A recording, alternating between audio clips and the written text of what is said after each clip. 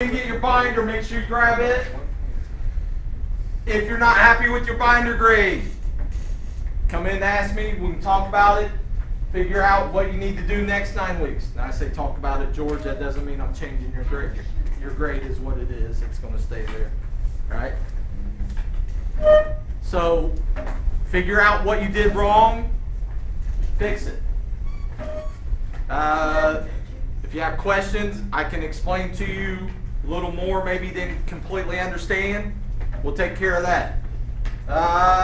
The other thing, one last grade here before the end of the 9 weeks probably. Actually, there'll probably be a couple, the homework and then what we're going to do at the end of, today and at the end of class.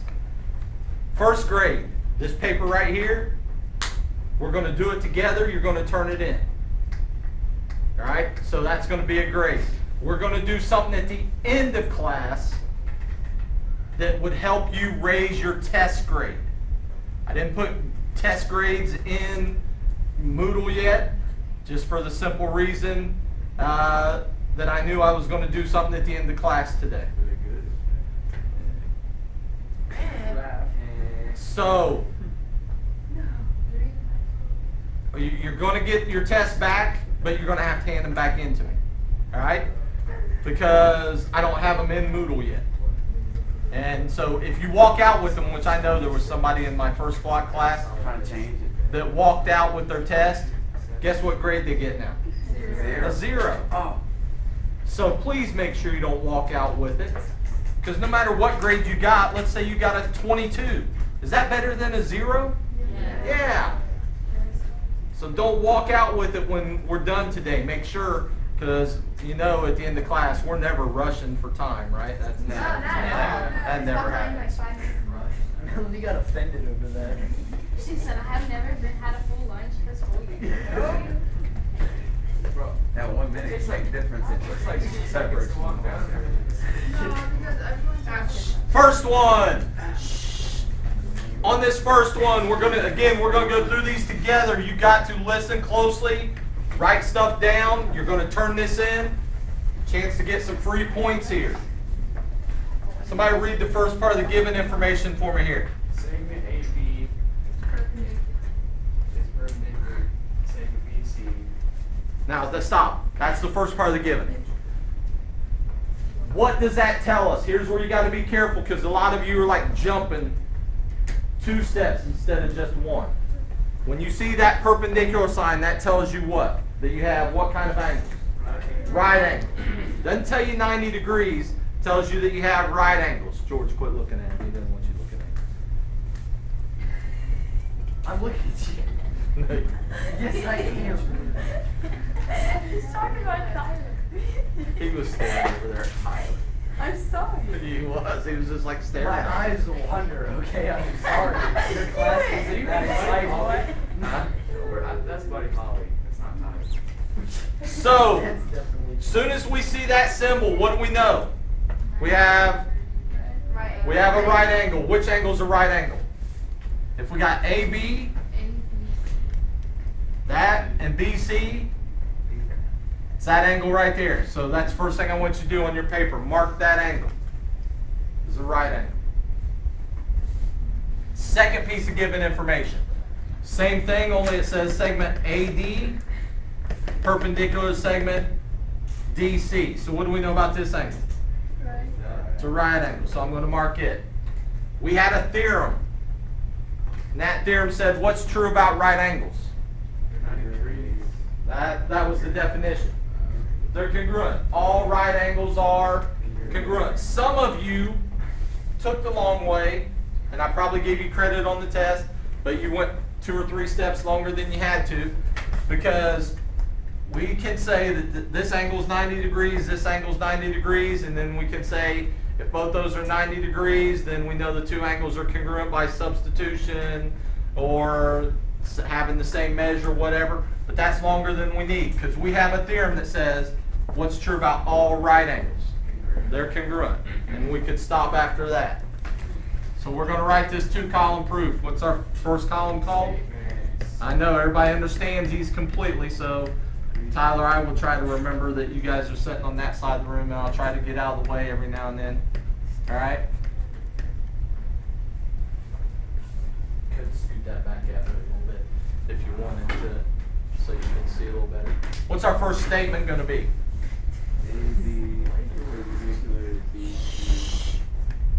AB is perpendicular to BC. How do we know that? It was given. Couple of things. Number one, notice I'm not putting all the given information in one statement. I know the book does that. I would rather you did. All it does is confuse things. Plus, if you spread it out on a test, you get more points, right? Those are easy points. Once I seen that perpendicular symbol, what'd that tell me about that angle right there? It's a right angle. What angle? Angle ABC. We could name it. Easier way to name it? Angle B, because that's the way they named it. Angle B is a right angle. Now, where a lot of you are having troubles coming up with these reasons, the reason's going to be definitions, postulates, theorems, something that we've covered, properties, one of those things. If you're having trouble, look at what you did in step one here. What's the key idea in statement one? Perpendicular. That right there is the key idea in number one, right? What's the key idea in number two? Right angles. You could almost, I don't want to say almost every time, a lot of the times you could write your reason right here just from that. That.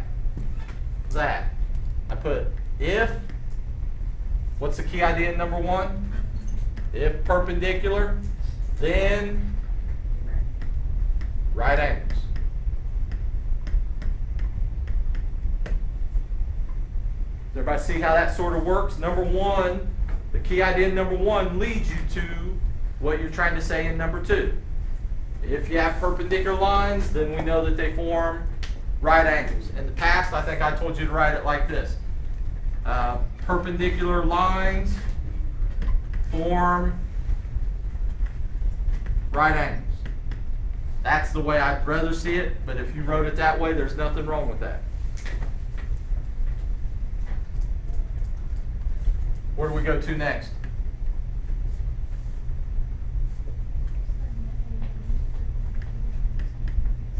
Segment AD is perpendicular to segment DC. How do we know that? Given. Please make sure. A lot of people not numbering their statements and reasons. You got to number them. See how I'm getting offline here? If I can't tell which reason goes with which statement, then I just have to mark them wrong. So you got to number them. Where do we go to after that?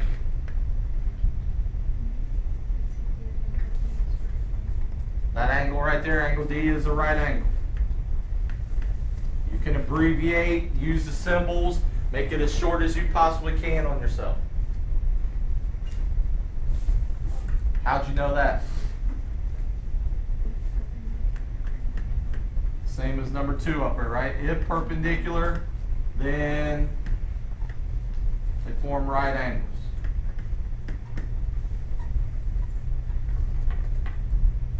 Are we finished? What can I say? If angle B is a right angle and angle D is a right angle, what can I say about them? They're congruent. That's going to be my next statement. Angle B is congruent to angle D. What told us that?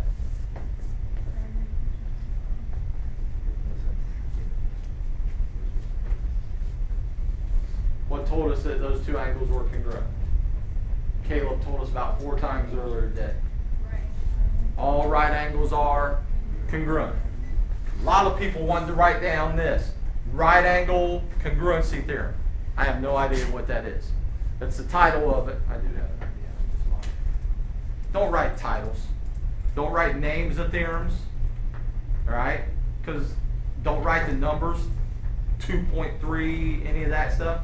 Because I don't want you to remember them that way. Remember them by what they say. Right angle congruency theorem said what's true about all right angles. All right angles are congruent. All right angles are congruent. What's our next statement going to be? That's it. That's what we're trying to prove. We're done. And I know you guys laughed at me last time I said this. Guess what I got right here is a reason. Several times. Given. What I tell you about writing given or prove here? Never, ever, ever. If it was given to you, then you just wasted all your time writing out this 2-column proof. If I gave you something that doesn't make any sense to go down through and write a proof for it. So that last thing right there can never, ever, ever be given or proved. Yes, it is what we're trying to prove, but don't tell me that. I already knew it because it told me up here.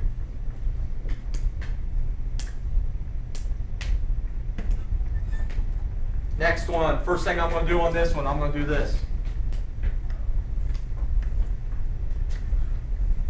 Ignore the mirror and the hinge and all that stuff, because all that does is confuse everybody. Drawing, make it look like it's just lines there.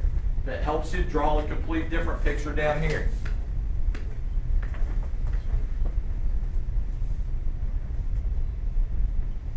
Boy, that's a terrible picture. Don't draw a picture like mine because it doesn't look anything like theirs. I guess it sort of did. Angle 1's there, angle 2's there, 3's there, 4's there. I guess I know what that is. They tell us angle 1's congruent to angle 4. So first thing I'm going to do, I'm going to mark angle 1 congruent to angle 4. Just put those little arcs in there, show that those two angles are congruent to each other. That way when Kevin looks at it, he'll know, hey, those two angles are congruent because they're marked the same. Bad thing on this problem, that's all the information they give us. Just move my drink out of your way. So would that be the first statement? So that's going to be the first statement, all right? But we go ahead. But we want to think it through before we actually just jump right in and start writing it, because otherwise I get lost. What else do we know in this picture? Angle 2 is congruent to angle 1, angle 3 is Slow down, slow down. Let's do one thing at a time, Kenneth. Not all of us can think multiple things. I got to do one thing at a time. okay, angle 1 is congruent to angle 2. Angle 1's congruent to angle 2. How do you know that? They're vertical angles. Vertical angles must be congruent.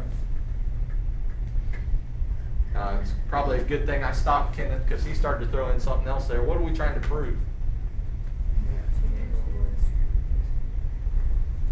How's angle 2 marked now? Congruent to angle 4. That's what we're trying to get to, isn't it? So do we want to throw in that other part that Kenneth was getting ready to talk about with angle 3 here? That's just extra information that's unneeded. You guys don't like these 2-column proofs anyway. You want to make them longer than they have to be? Hopefully not. You want to do everything as short and concise as possible, right? So let's go ahead and start to write this. Statements, reasons. What's our first statement going to be? Angle 1 is congruent to angle 2. Angle 1 is congruent to angle 4. And this is probably the hardest part of all of it. How did we know that? Sorry. I keep forgetting that they tell me not to be sarcastic. You say that every time. I can't help myself. Well, who cares if you're sarcastic or not? Just do whatever, you know? These educators around the world say it's not a good thing to use to teach George the best possible way. Maybe it is. Maybe they're wrong. Maybe they're wrong. So maybe I'm the greatest teacher ever because I'm probably the most sarcastic teacher ever. Maybe not. Maybe not. The world may never know. What did we say after that? Angle 1 is congruent to angle 2. Angle 1 is congruent to angle 2. Now you got to watch this closely. Angle 1 is congruent to angle 2. How did we know that? Vertical angles has to be congruent. You got to write this out. Don't just write this. If you just write that, I'm going to start marking it wrong. Because Rebecca at the start of this year, I bet she didn't have a clue what vertical angles meant. But now she knows that vertical angles must be what? Congruent. Vertical angles are congruent. You've got to finish that out. Everybody just likes to write just vertical angles. If 1's the same as 4, 1's the same as 2, what's that tell us? Angle 2 is congruent to angle 4. Substitution property. Now a lot of people put what other property there? Transitive property. Transitive property, if you put transitive property there, I gave you credit for it, but it doesn't really fit there. Because with transitive property, it would have to look like this. Angle 4 is congruent to angle 1, and angle 1 is congruent to angle 2. Transitive property has to go in a special order. With transitive property, what has to be true about these two middle parts right here? They got to be the same thing. Exactly the same thing. Is that the way it is here? Is that part the same as that one? So this couldn't really be transitive property. If you put transitive property, I didn't mark it wrong. What's our next statement going to be? That's it. Did we prove what we were trying to prove? Did we have to say anything whatsoever about angle 3 there? No, we didn't need it. Now we're going to have a 2-column proof probably on the final exam at the end of the year, and it'll be on the next test that we take also, I think. It'll use sort of this same picture setup, and you'll have to go through and you'll have to say angle 1's congruent to angle 2. How come they're congruent? Vertical angles. Angle 2 and 3 are congruent, and we're going to learn a reason why they're congruent today. And then you're going to say 3 and 4 are congruent, and then what's that tell us about 1 and 4? They're congruent. So instead of them telling you that, you're going to go through and prove it. Last one here, and I probably messed up here. Just put what the book had there. I probably shouldn't have put solve there because some people just went down through and solved it, and it actually said in the directions above to write a 2-column proof for it. This one I'm just going to start off. These are the only ones that you can do this for, is these algebra ones. Start off, and we'll actually just start with our statements and reasons. What's our first statement going to be? The equation.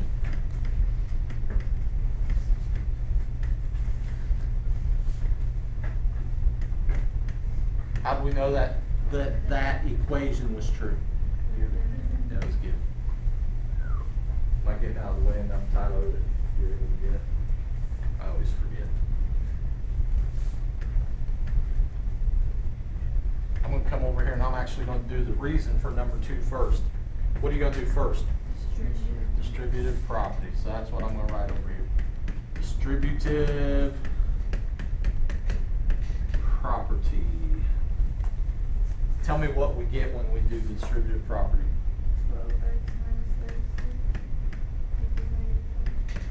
This is the most common mistake that everybody made on this problem, because that step is not quite right. Where did we mess up at?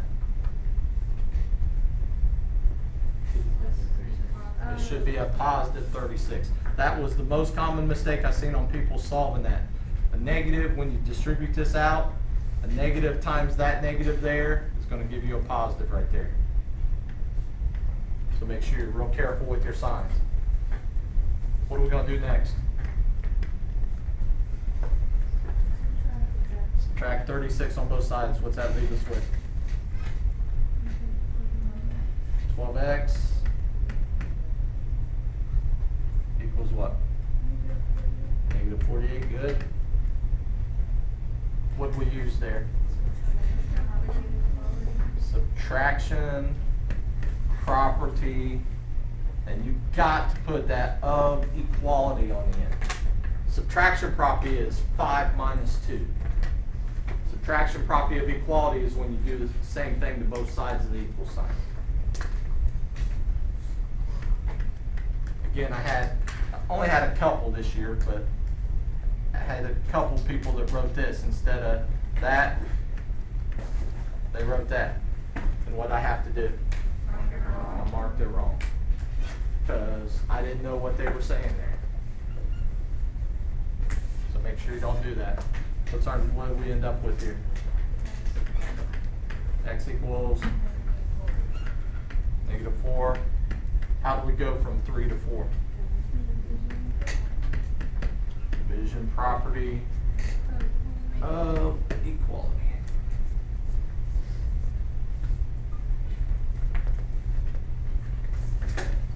Make sure your names are on those, and you're going to pass them to your left. Pass them to your left.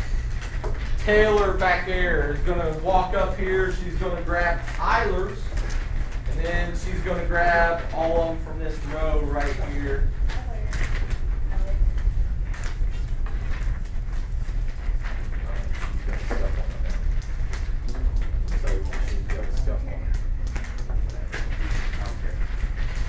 Did the other day when I was going to step on him. You wouldn't let me step on him because you didn't want me to scuff him. Now you don't care for the scuff? It's not my red ones on there. Not your red ones?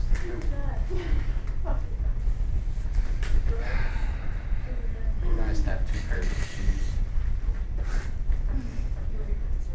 Yeah. Actually set it, just lay it on the floor back. You see that binder? Lay it on the floor. Nice to have more than one pair of shoes. I got you a pair of tennis shoes. Sorry. I guess I have 2 pairs.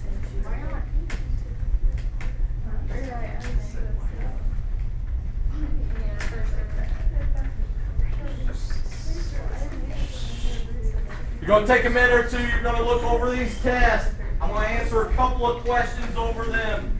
Not a whole lot.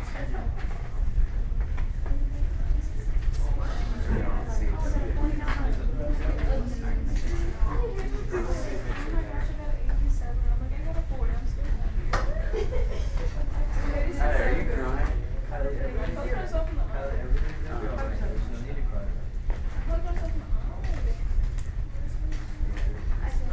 So you get Tyler. Tell Jordan you wouldn't be trying to see that. Probably a 4. Huh? I'm scared. Hey, you have to tell George you wouldn't be calm. Caleb, you ready?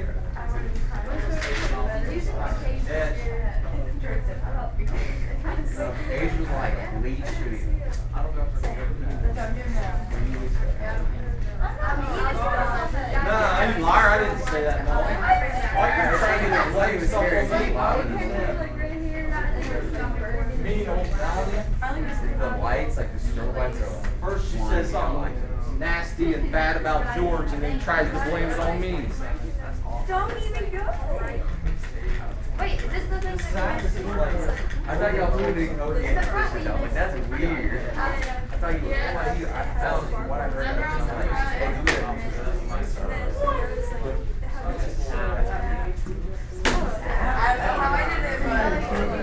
I'm gonna talk about that in a little while. I'm gonna give you time to forget about some stuff, and then I'll talk about that.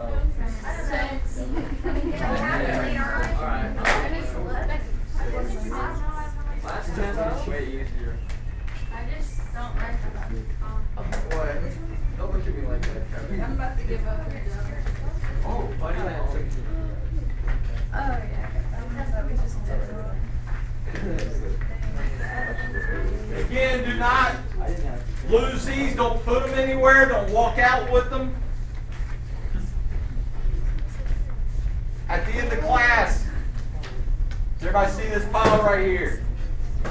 Where I just laid that. Does everybody see that? That's where you're going to lay your test at the end of class. Do not forget and do not walk out with it. Now, one other thing. We're going to, I haven't put these grades into Moodle yet because I knew I was going to try to give you a chance at the end of class today to earn a few extra points on it. All right? So we'll get to that at the end of class. Does everybody understand that? So it might be good to listen closely, not be in Petri land. All things Questions, problems you want to see off the test. Now, this is just our second test, so I'm hoping that some of you picked up on the fact that What's true about my test? It's almost the same as That's true. They're hard. That's true. All that stuff. So you guys didn't, nobody's saying what I want to say. They're different. There might be 4, 5, 6 different copies of the test. So when I ask for questions off of it, and Caleb says, number 5, that's not going to work. Alright? Because I don't know which copy of the test he has. So you're going to have to just, I'll write the problem on the board, and you'll have to find that problem on your test. Does that make sense?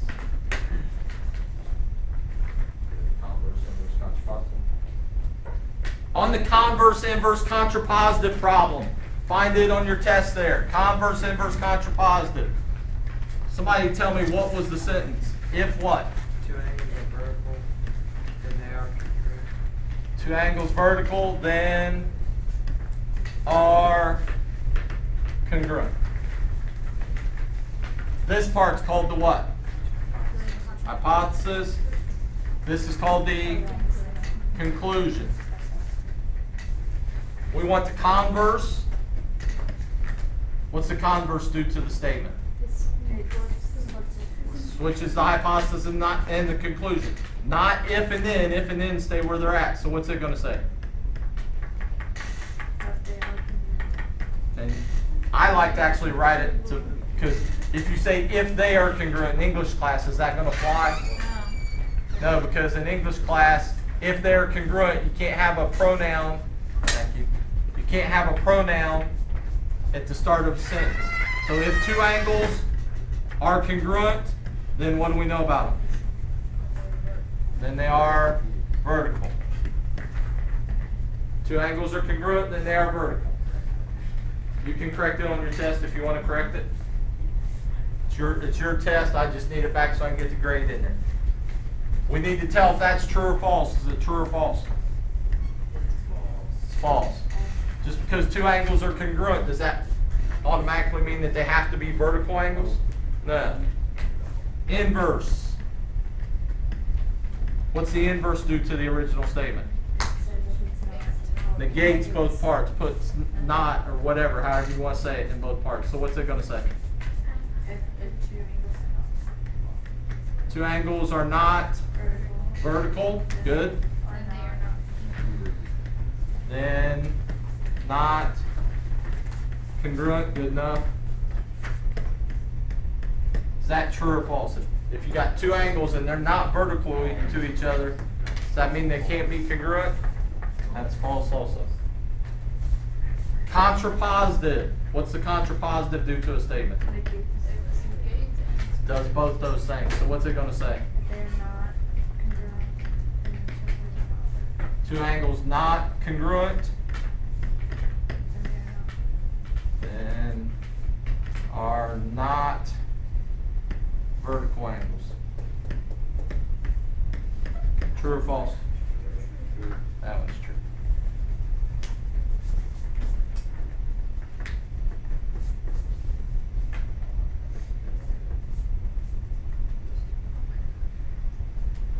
Next question.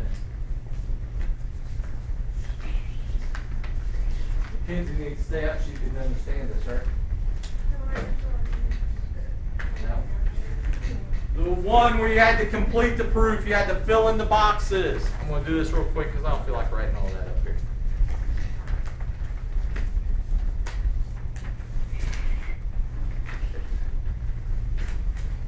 You got your statements, you got your reasons. What was the statement a blank or the reason a blank on the first one? The reason. What was the statement that was out here? BC equals BC. What property do we have that say that this segment equals itself? Reflexive property. Reflexive property. Then it had 2 more blanks, or it had another blank, right? Was the blank a statement or a reason? The last 2. The last 2 are statements. So give me the reason for the first one. Segment, addition, postulate. Now, on this one, because the segment looks something like this. Is this A? Yeah. It just went straight across? There's about 100 different ways you could use segment addition postulate on that. I could say this segment plus this segment equals that whole thing. This segment plus that whole segment equals the whole segment there. Whole bunch of different ways you could use it. So you had to actually look back at the other ones and see what they were trying to draw you to. And I think what they were trying to draw you to was segment AB plus segment BC equals what? Segment AC. And I think the reason that they were trying to draw you that, if I can look at the paper, see how they have AB plus BC right there, right above it, then we could use that on down in the proof. And the last thing, what was the reason for the last thing? Substitution property.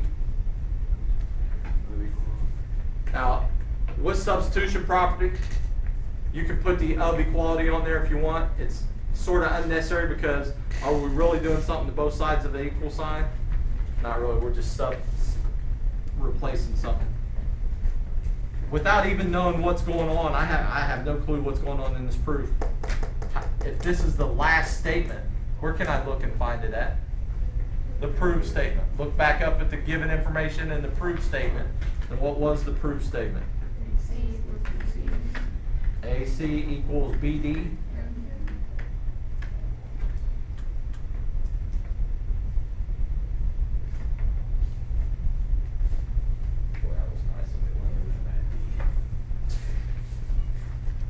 I think you were trying to trick me and you didn't know if it was supposed to be a B or a D. So I knew it was B. Sort of did a half in between. I wonder if Ebersol will notice this. If I make it like this, I'll say, when he tells me what it is, I know that was supposed to be a D. I just messed up there. I know it was supposed to be a B. Other questions?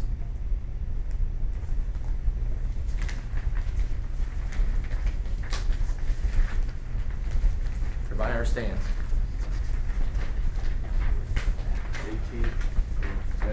Madison, were you asleep on the first page? What happened? Well, I got I'm looking back at that thinking, what's going on here? She did all right on the first. I'm trying to figure out what in the world occurred on that first page. It took you about 5 minutes or so to get into taking the test or something? Is that what it was? I was at a loss. I got one.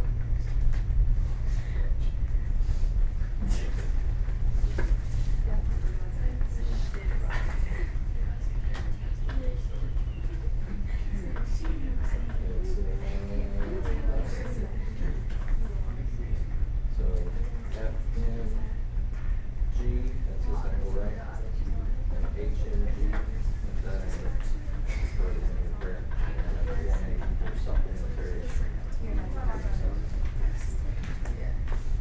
All right, I don't want you to actually open up your books, but we're going to go through this extremely quickly.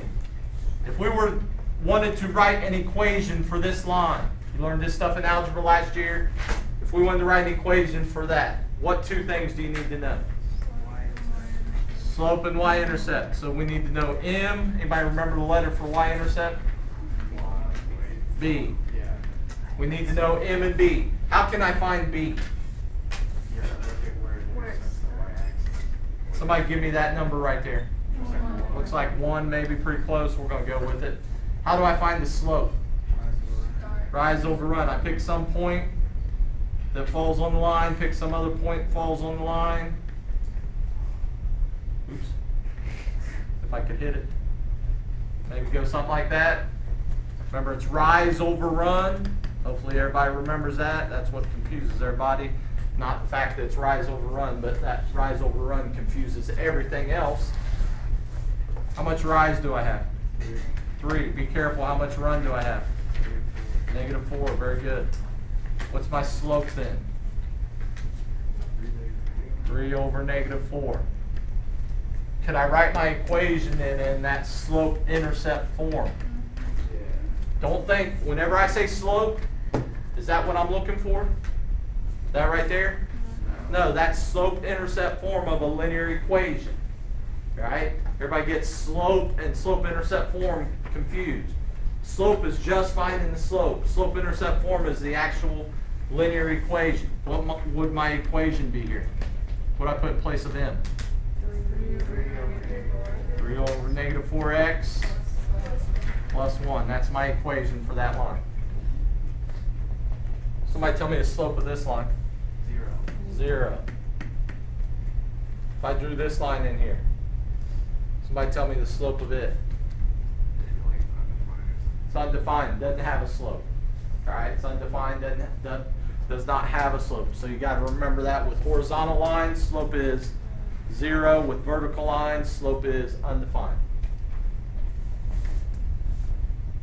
If we were going to write an equation here, anybody remember how to write an equation? We're going to write it in that y equals mx plus b form. What two things do we need to know again? We know the slope, right? So what do we still have to find? The y-intercept. The easiest way to find the y-intercept, if you know the slope and you know some point that's on the line, is by doing this. You take that formula, y equals mx plus b. That's an x coordinate. That's a y coordinate. That's our m. So in place of y right here, guess what I can substitute in? 1. In place of m, guess what I can substitute in? Negative 3, the m. In place of x, what can I substitute in? That's where the 6 goes. When I do that, what's the only variable left in that formula? The b. Can I solve it and figure out what b has to be? Yeah. Now, could I have graphed this and went over 6, up 1, then did a slope of down 1, 2, 3, to the right 1, down 3 to the right 1, and drew in that line right there? Yeah, the bad thing with that is, watch what our y-intercept comes out to be. What's negative 3 times 6? How do I get b by itself? Add 18 both sides, very good. These cancel out, what's b equal? If you're graphing that on the graph, you're ever going to go up to 19 on your graph? Probably not, it's not enough room on your paper normally, right? So now if I wanted to write that equation, y equals, what's m? Negative 3x plus 19. That would be the equation for that line right there. Hopefully, again, I'm going over this quick because stuff you should have learned last year, hopefully. This I'm going to slow down on. Write down, this is the start of your notes. On the start of your notes, this is going to be the title for these notes. New binder this 9 weeks. So, Caleb's not happy with his binder grade. If you're not sure how to put these binders together, make sure you're asking, all right? I don't think they're that difficult, but apparently some other people must think they're difficult because I got a lot of not good grades on some of them. Notes, I look at the spectacular and awesome Zach Petrie right here, and I see that he's got blank paper in here. He's got blank paper in there. Are these notes ever going to go anywhere if he just writes them right there and keeps them right in the notes section? No, make it easy on yourself. All right? Do that. I know some of you like to write in those spirals and transfer everything over. As long as you can do that, that's great. Go right ahead. On this, you're going to title this Pairs of Lines and Angles. You might even write up next to it somewhere, second 9. What's that stand for?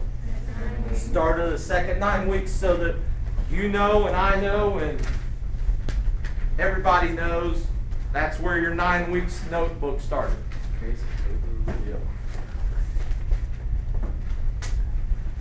Tell Eric he owes me $1.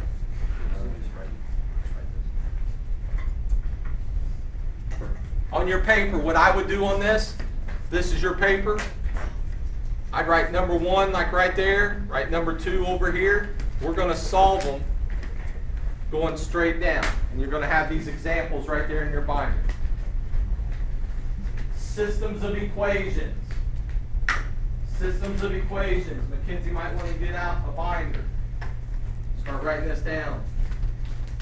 Systems of equations. Anybody remember anything about systems of equations from last year? You learned 3 different ways how to solve. Anybody name me one of those ways? No? Go ahead, Mackenzie. Well, you can substitute x for y. Sort of. Sort of accept that. Substitution. Substitution's one way to solve a system of equations. Alright, so that's one thing that you should have learned last year. Most of you probably didn't like substitution. That's the way I like the best, because that's the way I find the easiest. A lot of students don't find that the easiest. Anybody have another way? Elimination. Elimination. Jacob knows that because they just got done doing it next door.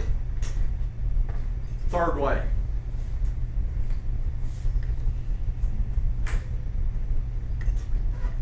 Graphing. Each one of these equations forms a what on a graph? A line. When I graph the two of them together, how am I going to figure out what the solution is for x and y? Right where they intersect at.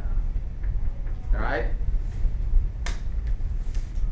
Substitution, that's the way I like. Mr. A probably told you, Jacob, that he likes substitution also instead of elimination. I have a question. Can you use a program on our calculators to do this for us? Use it. Graphing, I don't like it because it takes too long. You probably don't like it either because it takes too long. Elimination's probably the one that we're going to use most of the time. The only bad thing with elimination is they have to be in this form. They have to be in that standard form. Standard form is where all the x's and y's are on the same side of the equal sign. Again, I'm going pretty quickly because this is all stuff that you went over last year. With elimination, when I was here and Mr. A was my teacher, because he's so old, we didn't call it elimination. We actually called it this: multiplication addition method. Why do you think you call it multiplication addition method? Because that was what you did to get rid of all the numbers. That's what you do. You multiply, then you add.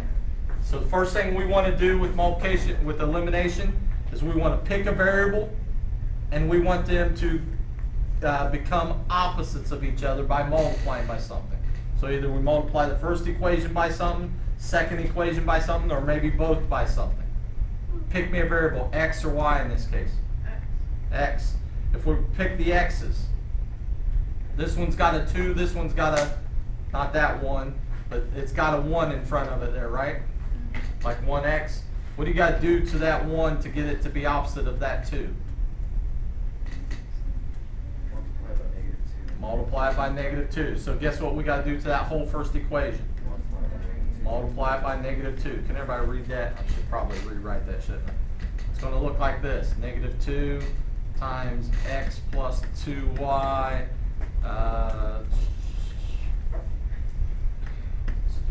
equals 2. Ignore that. We distribute this -2 out to everything. What's -2 times x give you? -2x. What's -2 times 2y give you? -4y. What's -2 times 2 give you? -4. I didn't change the second equation none, so all I'm going to do is rewrite it.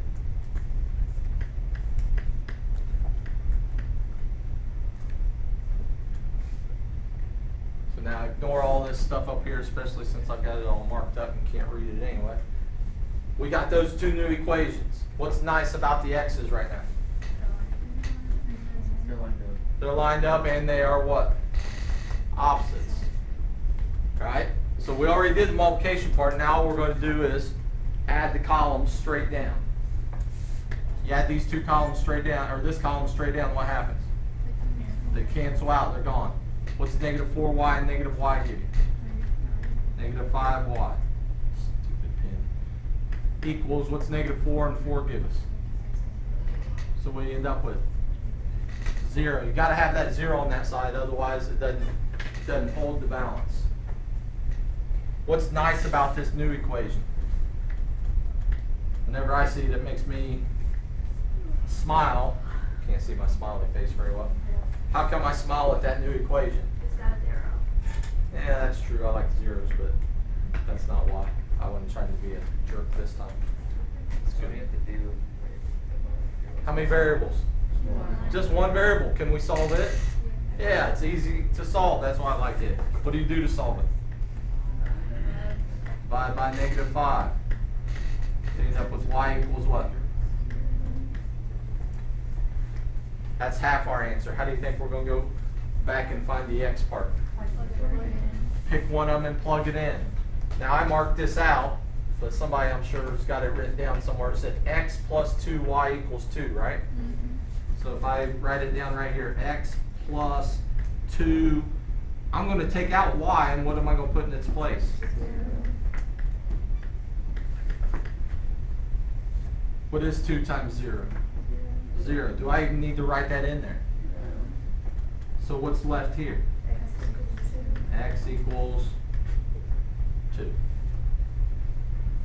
What's my two answers then?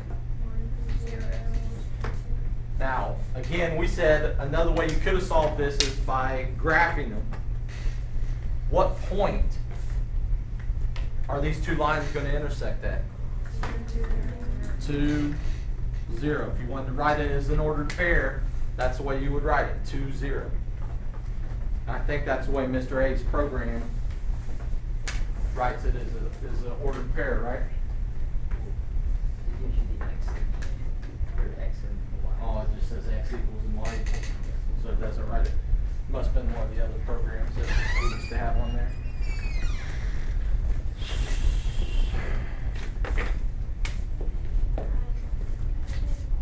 Stand up. Lay it right there next to it. Lay it right there. Well, keep it until we're done because we're getting ready to take notes. Next one. Same idea. We're going to do the same thing on this one. Pick a variable, x or y. X. What do we got to do to this x to get it to be opposite of that x? Multiply it by negative 2. I'm going to do this. I'm actually going to use that 2 that I had right there. With that. That's perfect. We multiply that. What's negative 2 times x? Negative 2x. What's negative 2 times 2y? Negative 4y. What's negative 2 times 2? Negative 4. So now we have our two equations right here. The x's are opposite, so when I add them straight down, what's going to happen? Cancel out. What's 4y and negative 4y give you? They cancel out. What's 4 and negative 4 give you? So what's my equation now? Be careful. You got to have something on each side. 0 equals 0. Anytime it comes out to look like that when you're solving a system of equations. Same what? Same line. So what we're doing here is we're saying we graphed this line, then we graphed another line that's right on top of the other one. All right, they're the exact same line.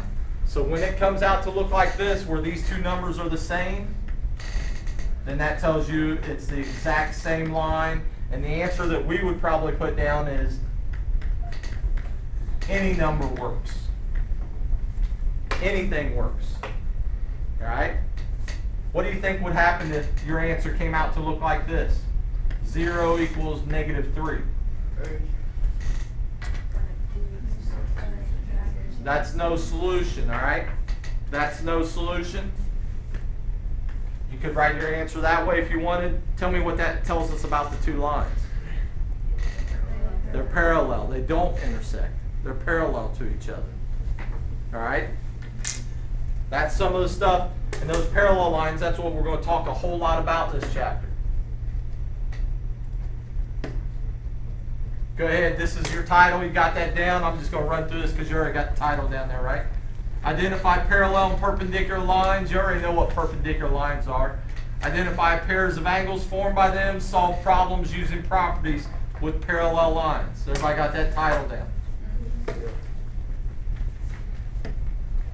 Write these three definitions down. Just add it right to those examples that we just did.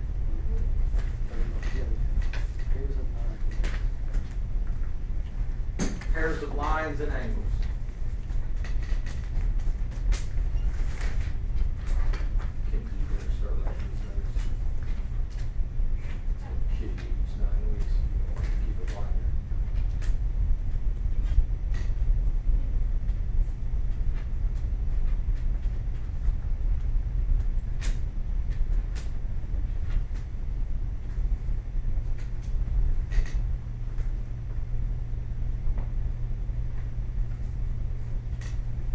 As you write down these again, what's this word mean? Same plane. Same plane. What's this one mean? Not same plane.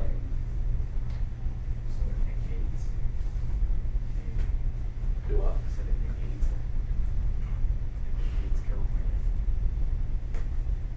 Yeah, negates it. I wasn't paying attention for a second. I was like off of I was in Petrie land for a minute.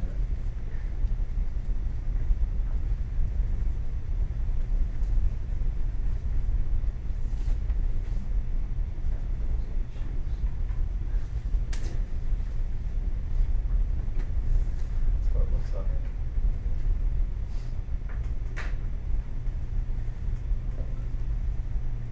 Eric didn't make fun of that when he bought those. Huh? Really?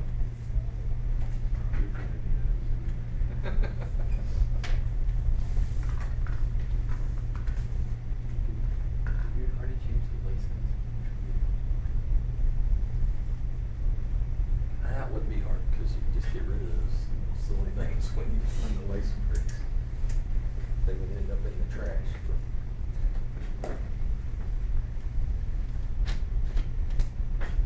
So parallel lines, coplanar lines, they have to be on the same plane. Coplanar lines that never intersect. This is the symbol for parallel. So if I wrote this up here,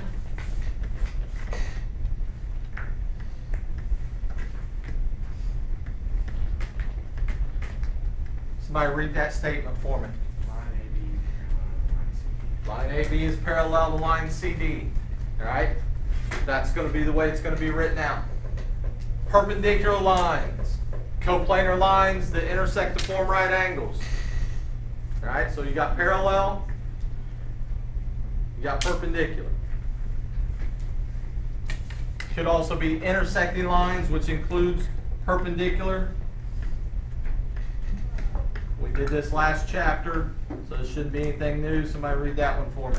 Line AB is perpendicular to line CD. Line AB is perpendicular to line CD. Skew lines is the one that I thought everybody would know, but apparently not when we were talking about parallel lines earlier in the year. Skew lines. Non-coplanar lines. Non-coplanar lines. What's that mean? Not on the same plane. Skew lines are going to look like this. All right? So let's look at this metal strip right here. Somebody point out another line in this room that's parallel to that metal strip. That one right there. That one right there? Everybody agree with that? Give me one that's perpendicular to that metal strip. This one right here. Right there? Looks like it forms right angles. Give me a line in our room that's skewed to that metal strip. That big, whatever that is. You know what I'm talking about? No, I'm just going to use the light on the very end. Like that. The light work? No, it's on the same plane, isn't it? Top of the whiteboard. Would that work? Yeah. Yeah. So we got this line. We got that line. Oops. I can't. It's like patting my head and rubbing my belly. I can't do the two things. Got this line and this line. They're never going to intersect, are they? But are they on the same plane? You think we're going to use skew lines a lot? No, because how are they going to show you skew lines in the book? Be sort of difficult, wouldn't it? So we use parallel and perpendicular. Next, two postulates that we're going to talk about. First one, go ahead, jot that down. On this first one, through a point, we got point A right here. Point A, that's Cameron's point. So Cameron's standing right there on that point. This line right here, that's Kylie's line. Kylie's walking down her line, and Cameron wants to walk parallel to Kylie all the way down her line. How many different lines in our world are there that Cameron are going to walk, or could walk? One. There's only one line through his point that's going to be parallel to Kylie's line. That's it. What that allows us to do is sometimes if we have something, let's say we have a picture and it's got a line on it and there's some point right here, I can draw my own line through that point and then say that these two are parallel to each other. Because there's only one line in the world that could be if we want them to be parallel. There's not 2 or 3 or 4 or 5 or 10 different lines. There's only one. In this. So we got that line, draw in that line. There's also one other thing that we need on here. These symbols. They'll put these little arrows, extra arrows on the lines. Different books do it different ways. Sometimes they'll just do a little extra arrow like that. Sometimes they'll do the arrow with it colored in or something. Depends on the book. Those arrows tell us that those two lines are parallel to each other. So if you're in a picture, that's the symbol that they use as parallel. Don't get it confused with the arrows out here. It's going to have extra arrows on it somewhere to tell you that they're parallel.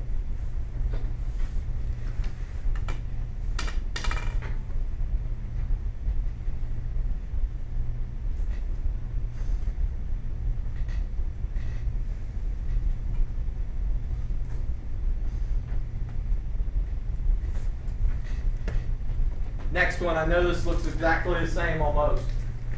A couple different words in it though. This time, this is Mr. Ebersol on. I'm out here.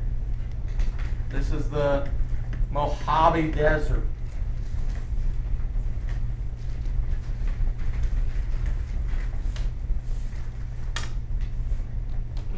Rebecca, being the nice young lady that she is, she's over here on this line somewhere. She wants to get Mr. Ebersol to this road, which is her line, as quickly as possible so he doesn't die of thirst.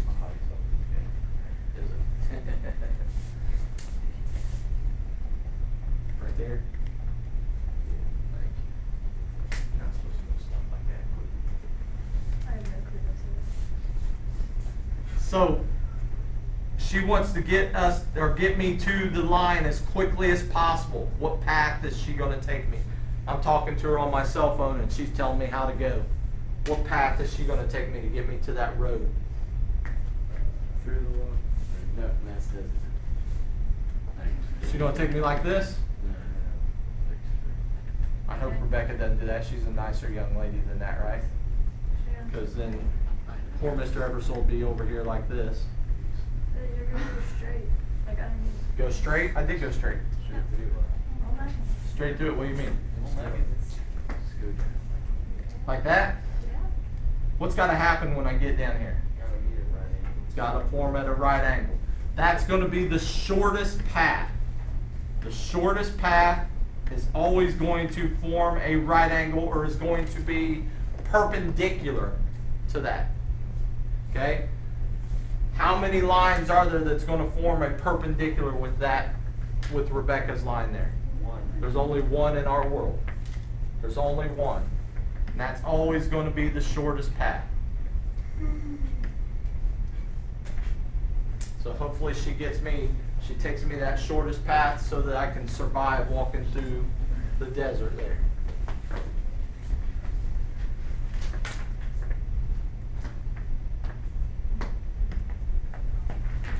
All right, you're going to draw this picture, and we're going to use it for like the next 5 slides.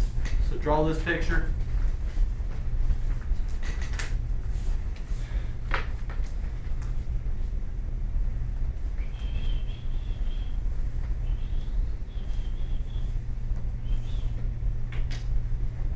I don't have somebody to help me this time. First block I have an 8, so he helped me.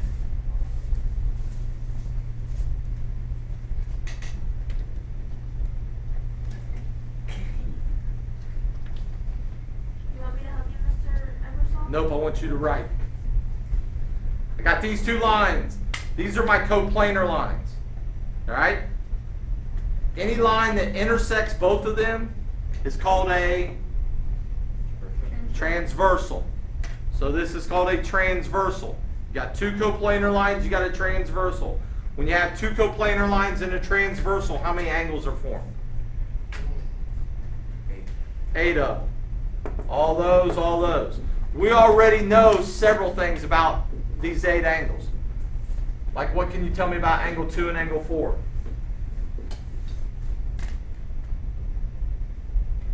What's true about angle 2 and angle 4? They're vertical angles, so they have to be congruent. What can you tell me about angle 6 and angle 8? Supplementary. They're a linear pair. They add up to 180. Are there a whole bunch of other angles like that in the pictures that we know a bunch about? Yeah. All right, so we know all that information already. What we're going to do is we're going to use this picture and we're going to learn some other special pairs of angles. Like 4 and 6 right here, they're special to each other. And we're going to talk about what they are. 1 and 8, they're special. And we're going to talk about what they are to each other.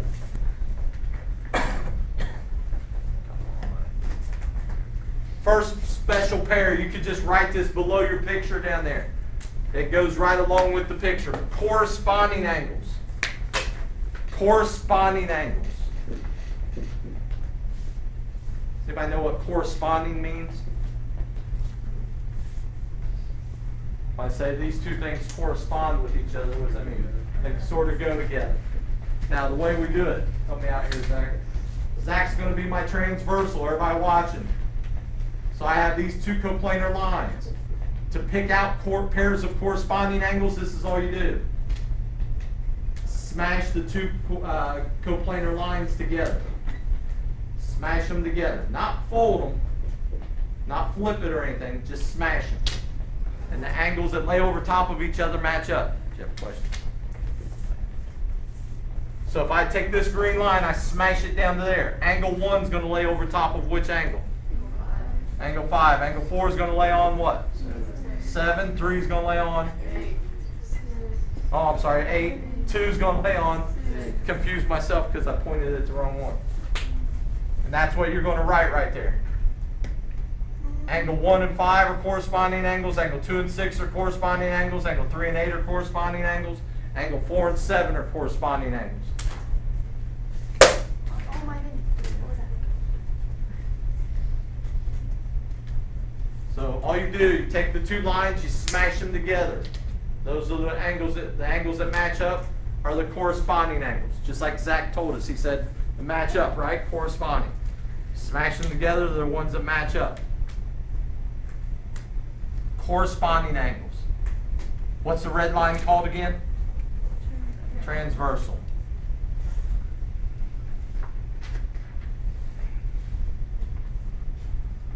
You guys done some of this before? Yeah, have you dealt with parallel lines and transversal? And so we could rush through this pretty quickly. Next one, alternate interior angles. So your next little title, alternate interior angles.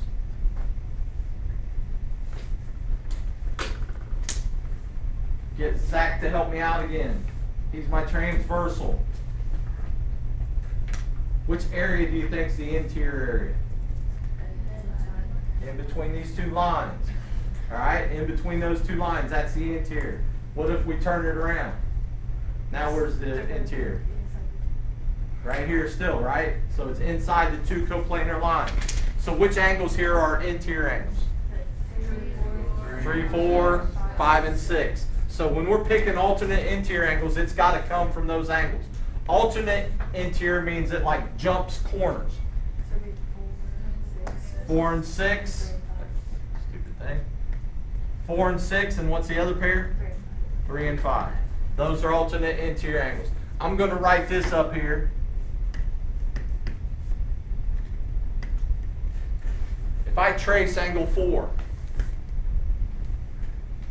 does everybody see where I traced angle 4 right there? And I trace angle 6. What's it form? A Z.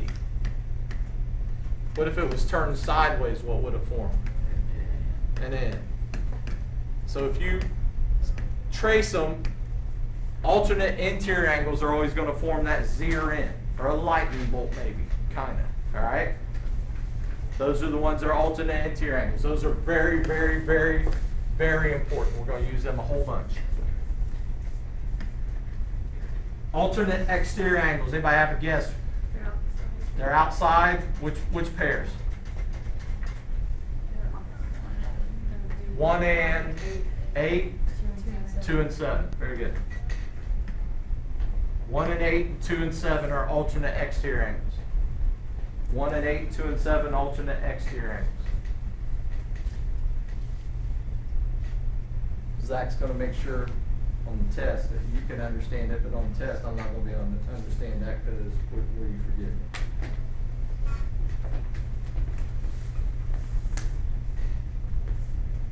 It's all right for your notes. I don't just make sure that on the test you don't do that.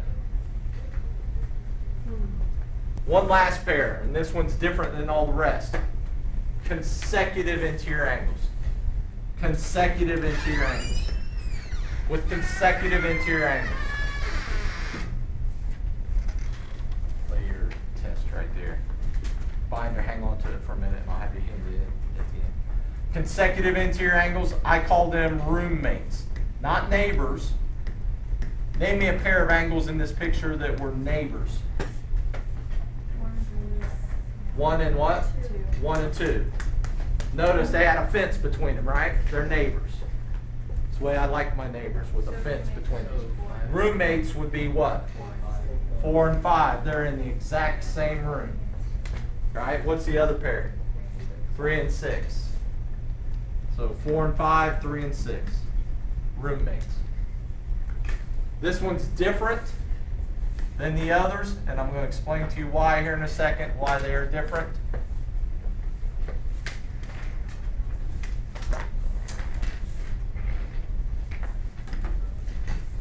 Vertical angles, we already know. Linear pairs, supplementary, we already know all that stuff.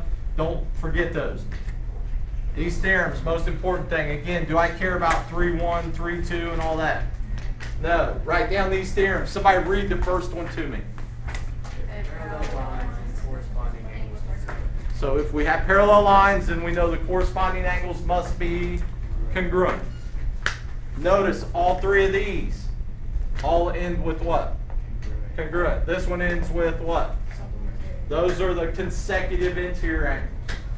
Consecutive interior angles. Write that down real quick. While you're writing that down, what you're going to do, again, don't forget, you're going to lay your test. Actually, I'm going to change it. You're going to lay your test right there on that stool. As you walk out, you're going to grab one of these papers. All right? So you're going to grab a paper, lay your test right there on the stool. On the paper, half your homework assignment tonight is going to be to do these 3 problems on this paper and turn it in to me next time. Not 2 classes from now, next class.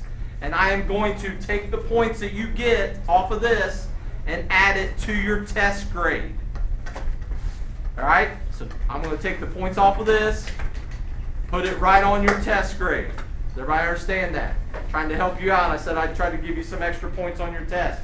This is it. So grab that paper, do next time, put your test up here. Don't anybody go anywhere. Is everybody pretty close to done with these 4 theorems? Is that a picture of it? Yep. You can take a picture of the assignment if you want here in a second.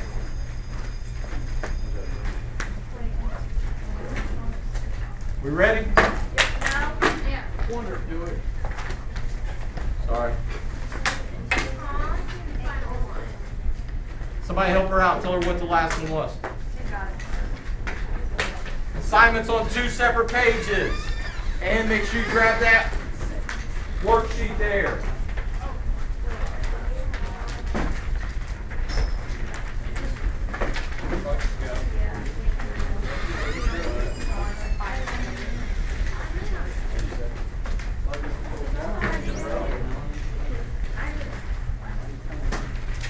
Make sure your test laying up there, grab the worksheet. Those of you who weren't in here, binders. So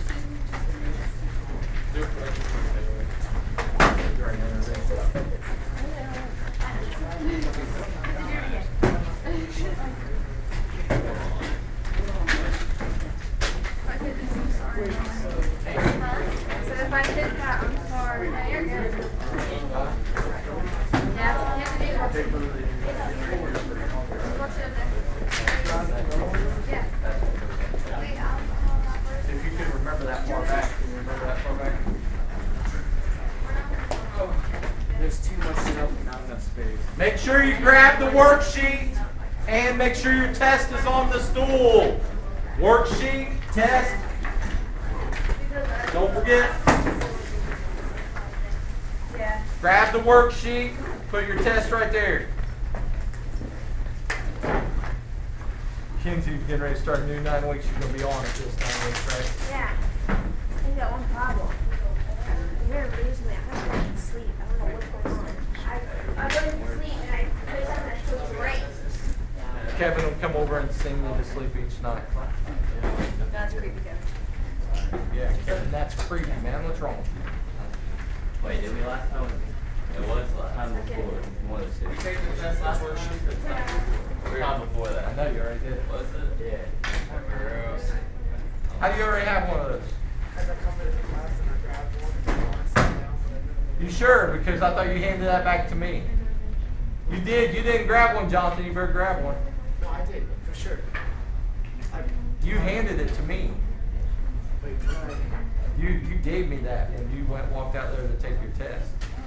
I definitely did. Well, that's all right. Just grab a second. Sit down. Just go, because I don't want you to be late. I don't have lunch. I'll leave it there. Yeah.